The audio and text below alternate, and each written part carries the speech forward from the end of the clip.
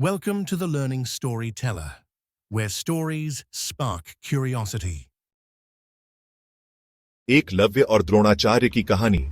युगों से एकलव्य भारतीय महाकाव्य महाभारत का एक पात्र की कहानी अनुकरणीय शिष्यत्व को परिभाषित करती आई है। लेकिन इस प्रसिद्ध कहानी का एक अनसुना और अनदेखा पक्ष भी है।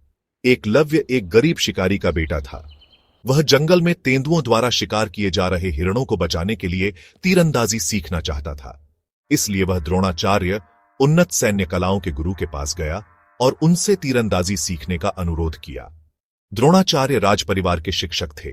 उन दिनों एक नियम के रूप में राजपरिवार के सदस्यों के शिक्षक को किसी और को राजकीय कला सिखाने की अनुमति नहीं थी। क्षेत्र की सुरक्षा के लिए राजकुमारों जितना शक्तिशाली किसी को बनाना वर्जित था।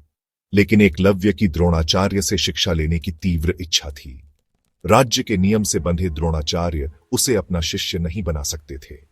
एकलव्य ने अपने मन में द्रोणाचार्य को अपना गुरु मान लिया था। वह घर गया और अपने गुरु की एक मूर्ति बनाई। अगले कुछ सालों में ईमानदारी और अभ्यास के साथ उसने धनुर्विद्या सीखी और इस कला में राज्य के राजकुमारों से भी बेहतर बन गया। वह इसमें इतना माहिर हो गया कि वह जानवर की आवाज सुनकर उस पर तीर चलाता और जानवर पर अपना अधिकार जमा लेता। एक दिन राजकुमार अर्जुन को इस प्रतिभाशाली धनुर्धर के बारे में पता चला। जब उसने देखा कि एकलव्य उससे कहीं बेहतर है तो स्थिति और भी खराब हो गई। वह एकलव्य के पास गया और उससे पूछा, तुम्हें धनुर्विद्या किसने सिखाई?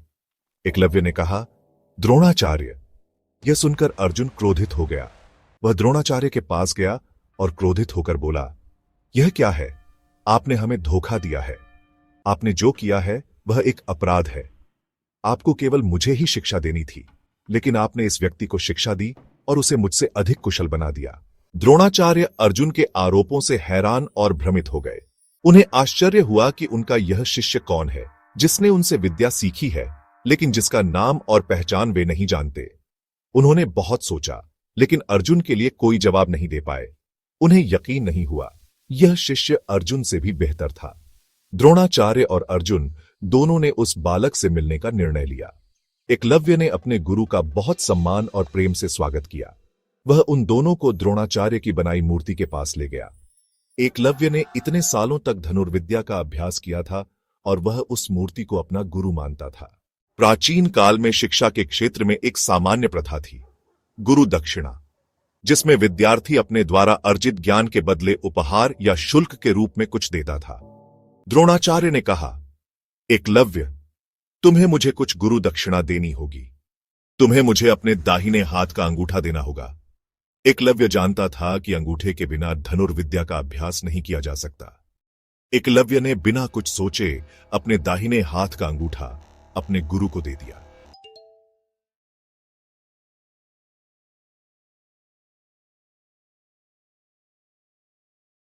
इस कहानी में द्रोणाचार्य को आमतौर पर क्रूर और स्वार्थी के रूप में देखा जाता है।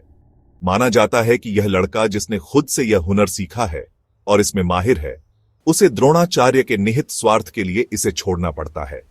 लेकिन जब कोई इसे बुद्धिमान के दृष्टिकोण से देखता है तो पाता है कि अगर यह घटना न होती तो कोई भी कभी एकलव्य को नहीं जान पाता।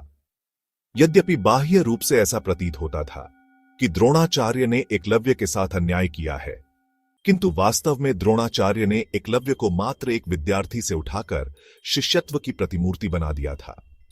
द्रोणाचार्य ने एकलव्य से उसका अंगूठा मांगकर उसे अमृता का वरदान दिया था। इसलिए जब लोग भक्ति के बारे में सोचते हैं तो वे एकलव्य के बारे में सोचते हैं, न कि अर्जुन के बारे में। Thank you for watching the video. Please like, subscribe, and share.